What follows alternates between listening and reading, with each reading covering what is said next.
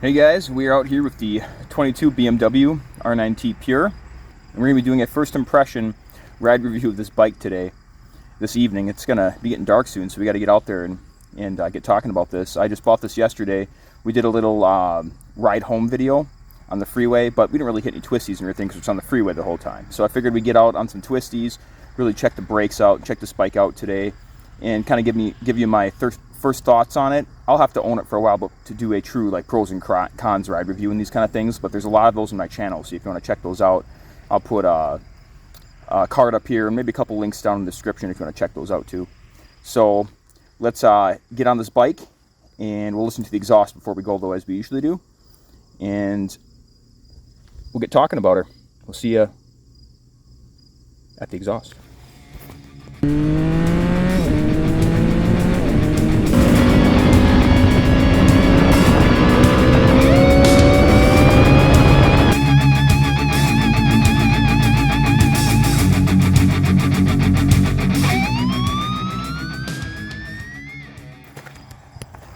So here's what the startup looks like on the 22 R NineT Pure.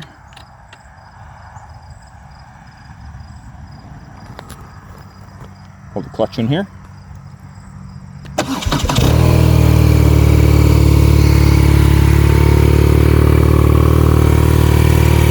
Alright. Here's your shaft drive right there. And this has the Acra exhaust on it. Stock one from the factory. There we are there. Let's give it a little rev so you can hear it.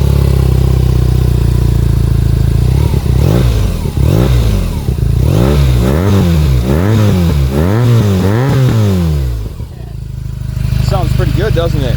Watch, the whole bike moves when you rev it because it's the Boxer Twin. You guys can see that. I'm trying to get a further angle here. It's a shaky machine, isn't it? Starts up kind of loud, and then quiets down once the revs drop after it's been started for a bit, and it warms up and such. So the bike's already been running today, so it wasn't like a stone cold motor. Don't be revving stone cold motors. I always say that on this channel, right? It was already running earlier. Yeah, it has the exhaust valve on there stock, so that's still on here. That's why it's so quiet when it's just idling. All right, let's get to the first ride video.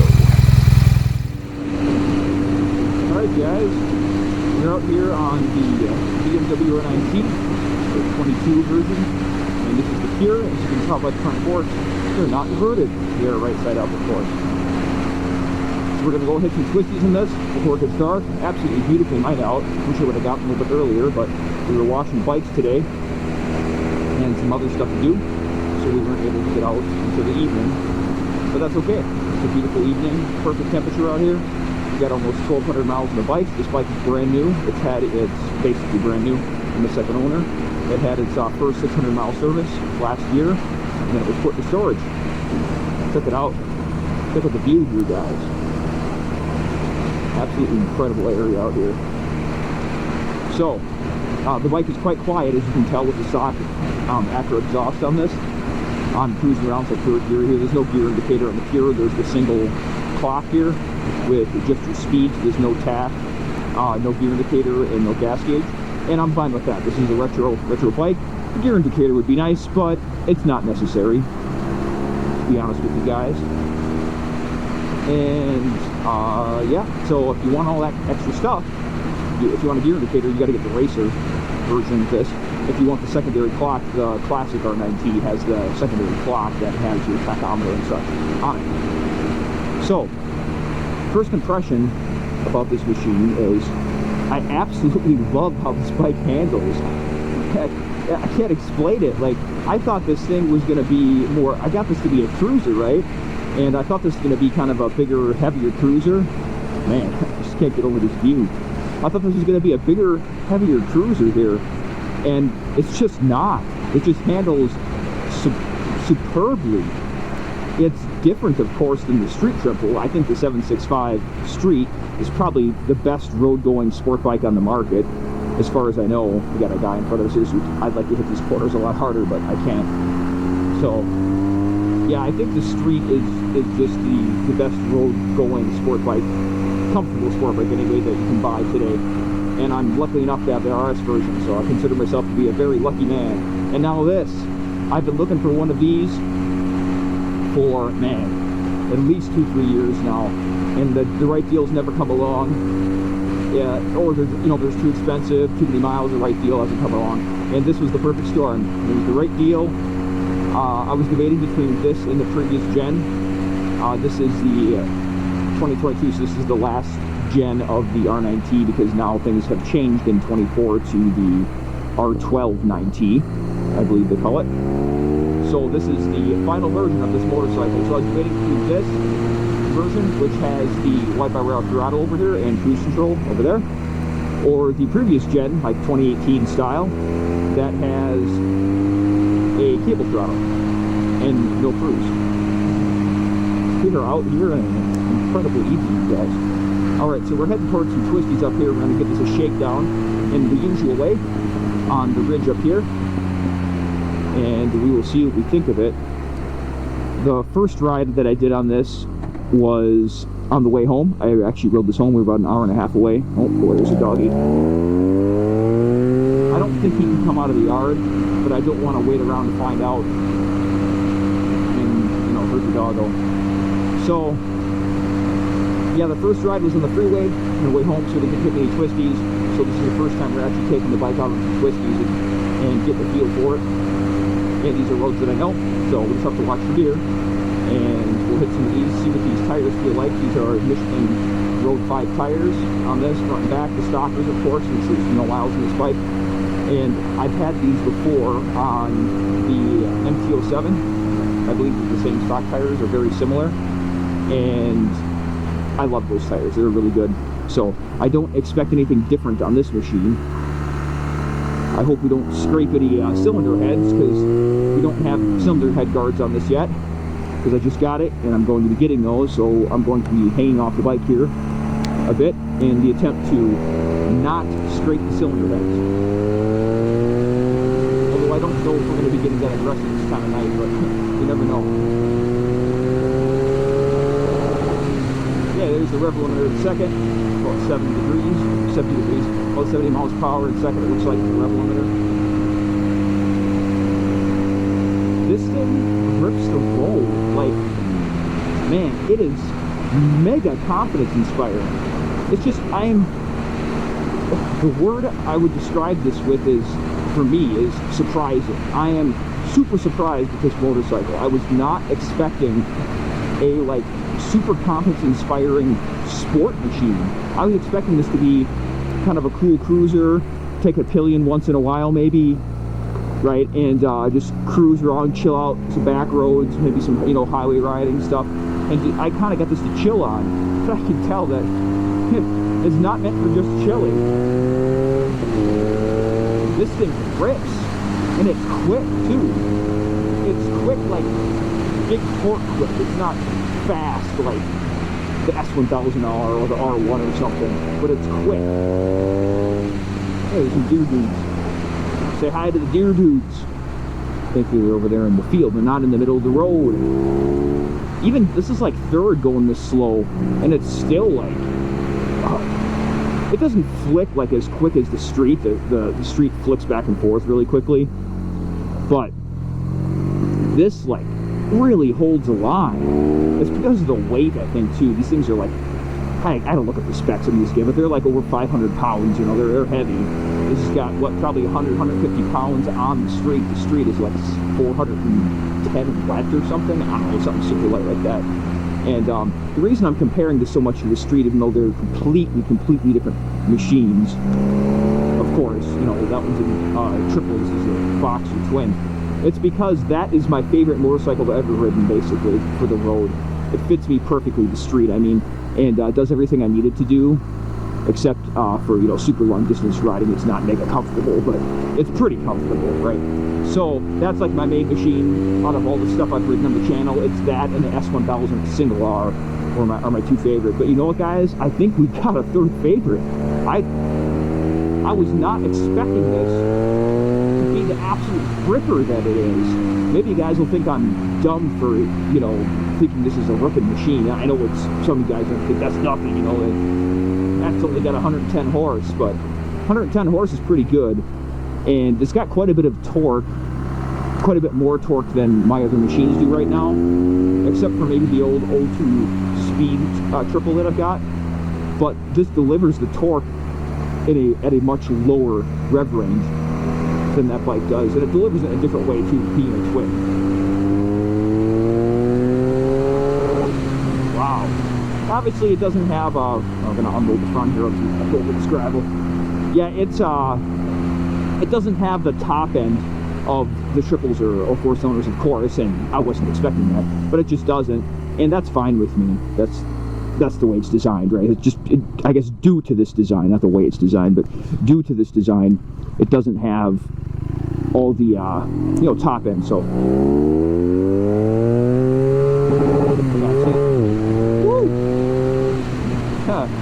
Little, got a little ham-fisted there on the clutch, and got my arm straightened out.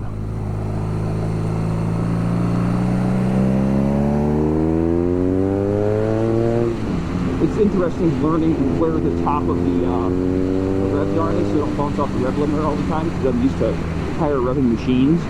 So getting my brain reprogrammed for a boxer twin here is a little interesting. I'm actually not sure if this has a slipper clutch. I don't think it does, because of the way it reacts when you dump down a gear and you drop the clutch too quickly, and the back end gets, you know, a little squirrely on you. I will look that up though, and maybe put it in the annotations, or have a little pop-up here come up that lets you know if it has a slipper clutch or not. I'm going to find out. This is okay, so this is more confidence inspiring in the corners. Oh, there's a deer over there. Run and check it out. I wasn't sure if he was going to wait for me, or if I was going to wait for him, or what was going to happen there. But he got a little bit scared of the old BMW here. A little bit concerning with a buck. You never know what they're going to do. So you don't want the buck to stop here. Oh. So, yeah, it's more planted in the corner than the street is, as far as like confidence inspiring, and then accelerating out of the corner. It's got so much torque. We'll lean over here just a little bit, and then come out. Oh, it is just super fun, super fun. And we'll talk about the suspension next year, since I'm just going on and on about the motor, but the motor is really the star of the show here. The suspension on the Pure is not the high-end stuff that comes in the Classic or the Racer version. The Classic version has the S1000 front forks on it, or at least a version of them. Oh yeah. Oh man, that was this thing took that corner really nice too. That was just fast. That was a little sketchy.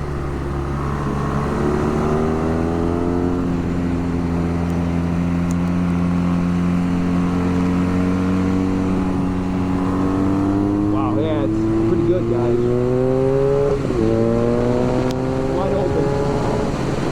Okay, that was wide open. That was the top of like third there. Wow, what a blast. This thing is an absolute blast. So the suspension on this isn't up the top rate stuff, but it's working fine. It holds the line really good in the corner.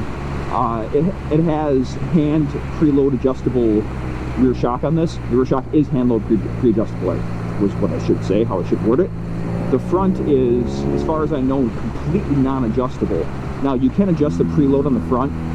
I thought that these were adjusters up here. I don't think they are. I'll check again, but I think that those are fixed. I think you have to change the caps on this in order to make the preload adjustable.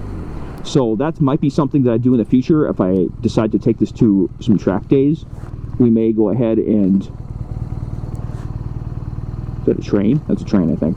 So since it's a train, we have to go this way, so we don't have the train tracks. Yeah, so if you want the... Yeah, you got to be careful when you shift here. Make sure off the gas completely, and just do a little weave like that.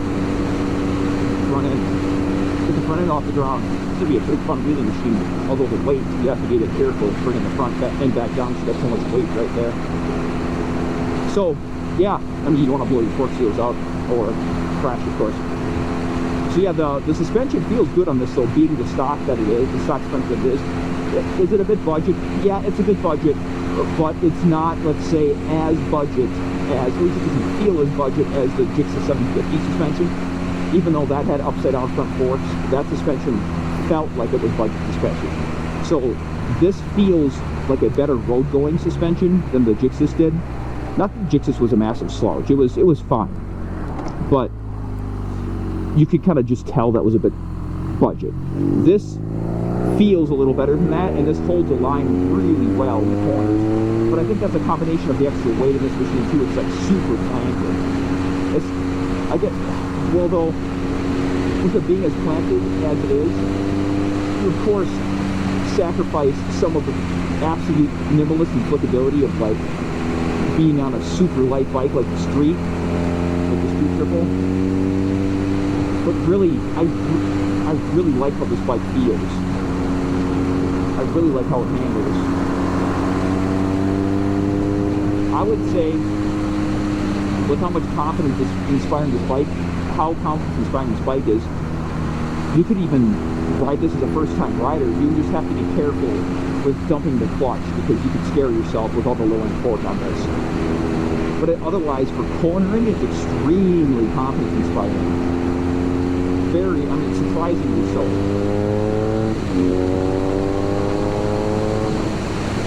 Yeah, this is a really fun machine. If you guys, I've said this quite a few times before, but I actually haven't said this recently. At least not in the recent shoots that I've done. If you guys get a chance to go out and to ride a Boxer Twin in whatever format it is, the Urban GS, which looks awesome.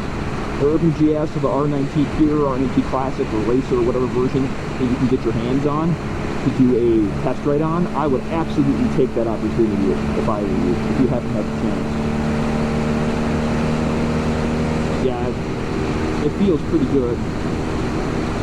I mean, we didn't take that corner real hard or anything, but it's like the wide bars on this too really give you a lot of leverage to push this bike around. You know, it's hard to describe things like feel and subjective things like that over a video, of course, but I can't remember another bike that was this confidence inspiring in the corners next to the Street. I think that the Street with the Rosso Corsa 4s on it is extremely confidence inspiring. Like, I could really push that bike hard and ride with buddies and stuff and keep up with guys that I probably shouldn't be keeping up with, to be honest with you, because their skill level far exceeds mine. But I can on that bike, because that bike is so stinking good and so confidence inspiring. And this is like that in the corners, these Road 5s. I understand why now Fort 9 was talking about how confidence inspiring these, I think he's talking about Road 5s or Road 6 for like this year's best street tire. And I understand why now. It's been a while since I had them on my M27, so like my memory, eventually the memory fades, and the feel, the way something feels fades, right? So this is a refresher on these tires, and I'm going to do a separate video reviewing these tires, but they are extremely confidence inspiring at this bike. So that bump I just hit there is normally, like these bumps here are normally really, really bad. And you can still feel them here, but that wasn't like, it didn't like throw me off the seat or rip my face off or something like it happens on the sport bikes that I ride. So this is definitely more comfortable for the road. Yeah, like that there. It's, you know, it's a big bump, but it wasn't like earth-shattering like it is on some of the other sport bikes. And you know, it is what it is with sport bikes. That's just, you know, you got the stiff suspension, and especially the 675R Daytona. That's a stiff boy with its suspension. I mean, it is adjustable, but it's a sport bike, so that's what you expect. All right, we're gonna go up see if we can get some of these cooker speakers over here before it gets too late. Okay, we come to this next stop sign up here, and we will do a brake test on this machine.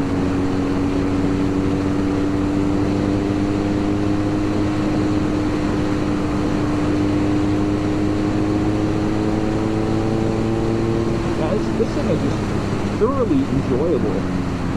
The power, the motor is so usable on the street. The torque is just in the right spot in like second and third gear.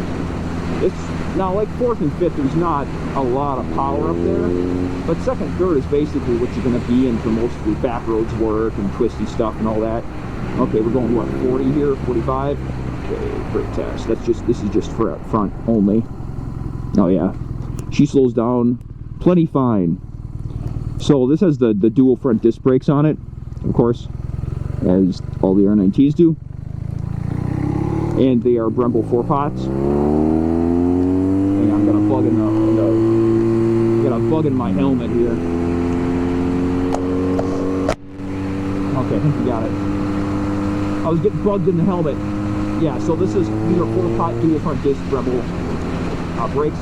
Unfortunately, the master cylinder is not Brembo. It doesn't look like it. It's not radio. So it's just a regular master cylinder, and that's fine. They work fine. It has steel braided brake lines too, by the way, front back.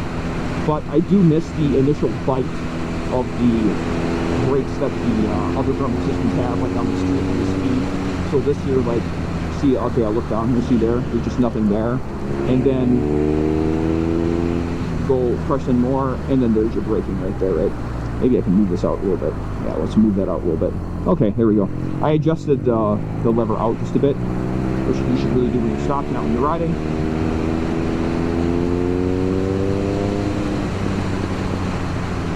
Okay, that's better. That gives me a little more. It starts up a little, lever's farther away, so I have big hands, so it's nice to have it a little further away from me like that. One thing that I'm not a huge fan of is the way that the shifter shifts down to first gear here. So when you're in first, when you shift from second down to first, come to a stop or something like that, there's no bottom on the shifter. It's probably just an effect of the type of transmission this is, but there's no like normally on other sport bikes or jet league bikes or whatever, the street triple, when you go to first and you hit first, it doesn't go down anymore. The shifter stops. There's like a wall there, so to speak, and you're in first because there's no further down to go. But in this bike, it continues to move down even when there's no more gears, so it has give, right? So it feels like you're shifting to nothing, which is kind of a weird feeling. You just have to get used to it, and that's fine. I knew that going in because I watched other reviews. I watched Chase on Two Wheels review of this, which was a largely negative review. But hey, every bike isn't for everyone, right? So I totally respect that. And yeah, he talked about that, and that is true. So that is a con on this for me anyway. But it's not the end of the world. You just get used to it. I mean, this bike is so good that like I can forgive it for that. So on to the ergos on this. The seat. First impressions of the seat here. The seat is firm.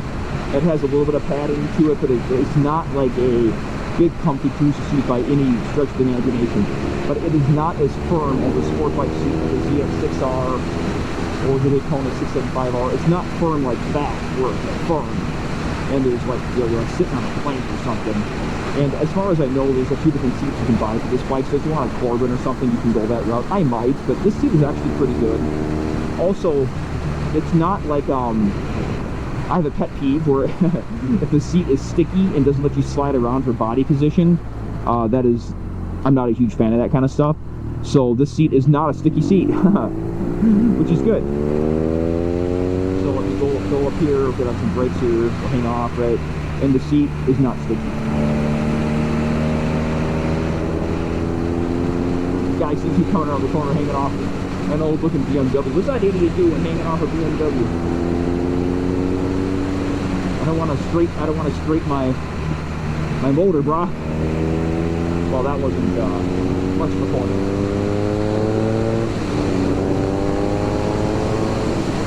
Yeah, it doesn't move. It just doesn't have the top end. If you're expecting top end on this, like a sport bike top end, it has some cool. There's a little fun. There's a little juice to be had up there. But it doesn't have a top end rush like a 4-cylinder will. Now that being said, this has more top end than I thought it was going to. And spoiler here, I like this motor more than the one in the Super Duke.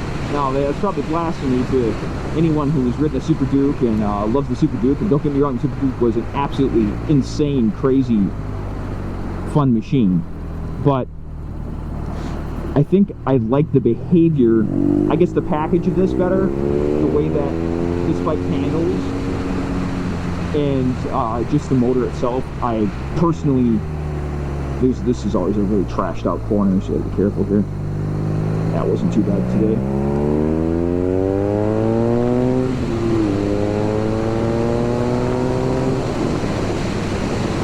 Alright, yeah, I think that the Super Duke was super fun and everything, but I like this machine better just on a personal level. Maybe that's just new thing is good bias, so that's also possible. I'm aware of that too. But I like the way this handles better, the center of gravity is better. And maybe I'm just not a fan of super tall bikes. This bike has quite a low seat height, which is pretty cool. Very confident inspiring. Not that I can't ride tall bikes. I've ridden bikes of all kinds, including the KTM, what was it, the 890 Super Adventure, the really tall one that a friend of mine has. That was really cool too. That's a terrible one, but that's a really high seat height. That's fine, you get used to it. But when you got something low like this, it is very confident inspiring when you're doing slow speed maneuvers and just stops and things like that. Especially for people who are newer to riding, that's usually an important thing to look for. But as you get more experience, the seat height doesn't really matter that much. You just adapt to it.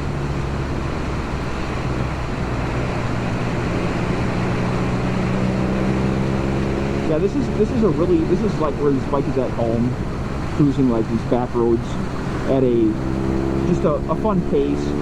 But once you really start to push this on, and you really start to play hard, and you want to like really get some games, I think there's probably better machines for that. Now there is a Boxer Cup series where they race these, which is I'm looking forward to watching. I know it's been in Europe for a while, but I heard they're bringing it back to the US. And I think I probably will track this machine for track days. Maybe do that mod where you can adjust the preload in the front and get these bikes right out and put some new fluid in and such, and see how they feel. Could even switch for like a Brembo Master Cylinder too if you wanted to, I suppose.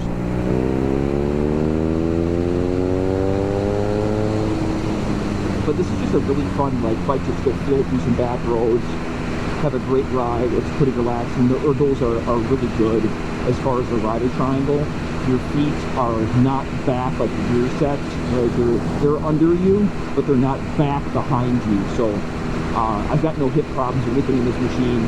The pegs are relatively low down. They're not high pegs. The bars come up quite a ways, so you're not sitting completely straight. I think you scoop all the way up to the front of the machine, this or something, then you can sit almost bolt upright. This is basically bolt upright right now how I'm sitting. But usually you're not sitting with nuts or in the tank or something. So you're usually back like this, and then you've got a bit of a lean forward, a little bit of a kind of a sporty position, I would say.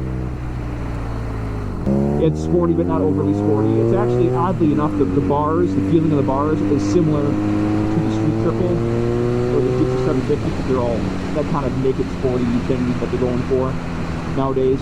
But these bars are extremely wide, so these are wider than the Gixxer 750, wider than the Street Triple, slightly wider than the O2 Speed Twin, which has aftermarket Rizoma bar and grip, so that probably doesn't count as far as stock goes.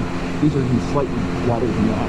These might be, I mean, this feels like dirt bike bars. This is super wide, but I'm fine with it because look at this. You get so much leverage. And as far as vibes go, is the machine vibey since it's the Boxer Twin? Well, that depends. It depends on what gear you're in and what RPM you're at. So right now, I can feel some vibes in the pegs. Very little in the seat and a little in the bars once you're up towards the top of the rev ring. Then you shift up, and it's not bad. So for example, last night when I was on the freeway, I was looking top gear, and we're doing 70 to 80 miles an hour top gear. Very smooth. Right now it's very smooth. And It's unfortunate there was an attack on this because you could see, like, you know, where the bike smooths out. But you just have to do it as a feel thing since there's no tap. You have to just figure out which gear and what speed you're at.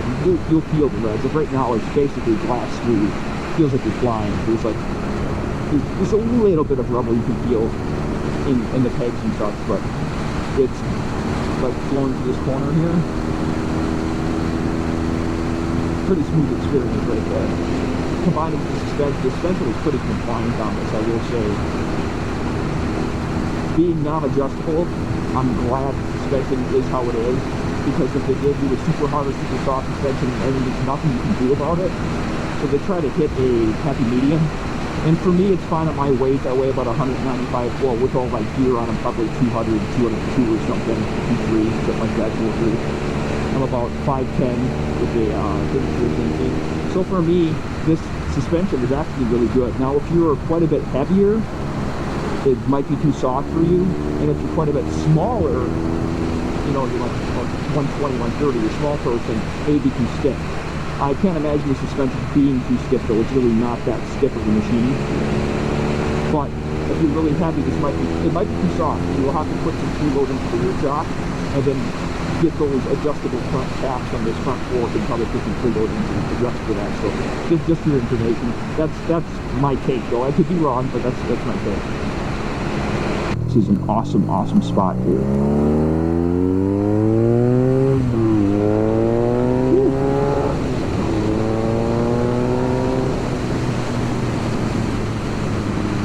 That's definitely not slow. Yeah, check this out here. This is awesome view here. Hopefully there's no bugs in the camera. I got smashed on the lens here, so you can doesn't obstruct you guys' view with the sunset over the valley here. So yeah, compared to the R1150R, I'll put a card here for that. If you guys want to check out my videos on that, we had that a couple years ago. That 04 R1150R, which is a really cool bike. But this bike is much quicker than that bike. That wasn't slow, let's say, but the Boxer twin has definitely been changed over the years. Some people would say it's been changed for the worse. So I guess it's up to you, you know, what you like and what you don't as far as upgrades and such, or perceived upgrades. But for me, this motor's got a lot more low-end torque, which is the feel of it. This is more gripping. The R1150R motor was a great cruiser, a great adventure, like sport touring bike. Super good for that. But for a fun ripper it was not. You could do it. Like I did go on the ridge roads and stuff, and that's where that review was done. It's actually the most popular review on the channel, I believe, at least to this date. So for that, the high boost stuff. So, but if you want to go out and have like a fun time and rip around some back roads, this bike is much more meant for that, let's say. It feels like it was meant to go out and do some fun back road ripping, and you can tell the characteristics of the motor lends itself to that, whereas the R1150R was really meant for like a touring bike and doing big miles, has a nice big windscreen on it, heated grips, which this has too actually. But this is really a machine that was meant for basically the kind of riding I do. You live close to twisties, you go out for a rip, ride around for an hour and a half, have some fun, go back home, right? Could you tour on this? Yeah, you can put bags on these and panniers and stuff, and they do make them for them, so you can do that. But this, at least in this pure format, it wasn't really designed for that. Now, you can modify anything to your liking, of course. But this feels like more like it was designed to be a backroads ripper or like a little ride down some highways, stuff like that. Because there's no windscreen, so doing freeway on this for 2 hours. I did it last night for an hour and a half. It's fine, but it's not the most pleasurable thing in the world. Like, you do get worn out a bit, just because the wind blasts at 80 miles an hour over a long period of time, especially if you're not used to it. All right, guys, it's getting dark here, so we probably got to finish this video up. I think that this is going to be a super fun bike this year. We're going to have an absolute blast on this machine for the rest of the season and next year. I know I've said this before, but I am planning on keeping this machine. These are pretty reliable from what I've heard. The other Boxer twin that I had, the R1150R, had like, I don't know, 20,000 to 30,000 miles on it. That thing ran like an absolute top. So I'm expecting no motor issues on this. And the servicing is quite easy as well, as far as doing the valve checks. They're right there. The valves are cylinder heads are right there. So you just take the valve cover off, your valve checks, right? Do that myself. Oil changes, all that. There's no radiator fluid to change on this. There's no change grease. You just have to do your shaft drive oil or gear oil. All right, guys, we're getting back to town here, so I think we will sign off on this. This has kind of just been an unscripted, as you could probably tell, like a raw first impressions video of this bike. And I think this bike is way better than the spec sheet would tell you. Because before we all buy stuff, we go look at the spec sheet, at least most of us do, and we kind of make deductions on, oh man, that doesn't have much top end, or oh man, there's not enough power, look at how low the horsepower is. But you actually get on a machine, and sometimes the sum of the parts is, you know, the total sum of the parts is greater than each piece individually, so it comes together into this really cool machine, like the Jix's 750. A lot of people hate on that. The specs don't look that good, but you know, it's a really fun bike, and you can get them cheap. And the sum of total of the parts is really more than what you would see on the spec sheet, and I think that goes for this too. This machine is a lot of fun to ride, and it's very planted, and feels great in the corners. The torque is really tractable for the street, and it might not look like much on the spec sheet. It might look heavy, it might look like it doesn't have much horse, but you guys get on one of these things, and it's a great experience. It's really cool, and you get that. It's just a character too. You're not going to get anywhere else with these Boxer twins. You get some of it in like the Ducati L Twin Monster stuff, but they're different, a little bit different than this. But that's probably the closest, like neighbor or something, of one of these. All right, so if you guys enjoyed this content, make sure you like and subscribe, and check out the other reviews you've got on the channel here. And there's all kinds of stuff: reviews, first rides, mechanic videos, all kinds of stuff to check out now. So, and I've got some new playlists up that organizes some of that for everybody, including myself. So I will see you guys in the next one. Bye, everybody.